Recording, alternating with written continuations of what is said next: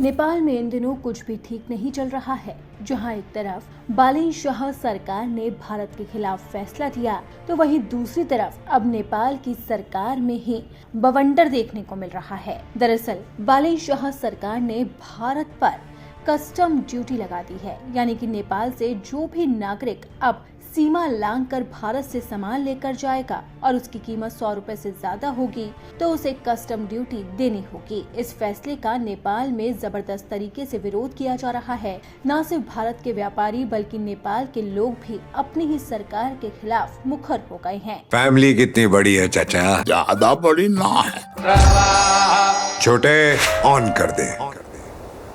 Pack कर दे सबरकूल cooler, हवा ऐसी छोड़े पूरी फैमिली को ठंडक से जोड़े। सबरकूल लाइफ बनाए वंडरफुल। वहीं दूसरी तरफ अब नेपाल में नई मुसीबत खड़ी हो गई है। एक तरफ सरकार में इस्तीफों का दौर है तो दूसरी तरफ अब सदन ही स्थगित कर दिया है। ऐसे में सवाल है कि आखिरकार नेपाल में चल क्या रहा है। दरअसल नेपाल के राष्ट्रपति रामचंद्र पौडेल ने संसद के दोनों सदनों का सत्र बिना बुलाए ही स्थगित कर दिया। पौडेल ने 21 अप्रैल को मंत्रिमंडल की सिफारिश पर 30 अप्रैल को संसद का सत्र बुलाया था।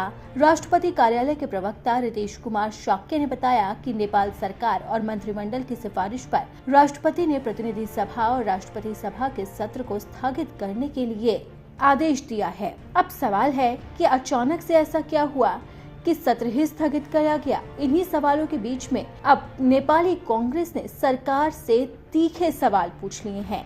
संसद के सबसे वरिष्ठ सदस्य और नेपाली कांग्रेस के नेता अर्जुन नरसिंह केसी ने कहा है कि संसद सत्र को बिना बुलाए ही स्थगित करना सरकार का नियंत्रण अभूतपूर्व और हतप्रभ करने वाला है। ये घटना नेपाल के गृह मंत्री सुदन गुरुङ द्वारा वित्तीय लेन देन को लेकर उत्पन्न विवाद के मद्देनजर दिए गए इस्तीफे के एक दिन बाद सामने आई है।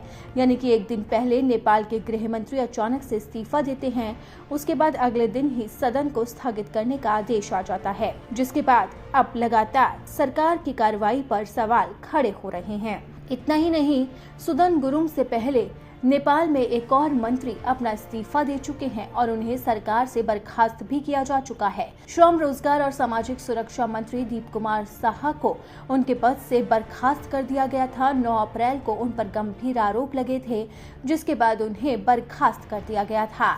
लेकिन अब इसी बर्खास्त करने के बाद गृह मंत्री ने अचानक से इस्तीफा दिया और सदन की कार्रवाई भी स्थगित कर दी गई, जिसके बाद लगातार ये सवाल उठ रहा है कि क्या नेपाल में सब कुछ ठीक नहीं है और आखिरकार इन हालातों को बालेन शाह सरकार किस तरीके से संभालेगी। अब क्या करेंगे प्रधानमंत्री बालेन शाह, वो भी ऐसे वक्त में जब एक तरफ उन्होंने भारत के खिलाफ बड़ा फैसला दे दिया है, जिस पर भारत सरकार ने भी पलटवार किया।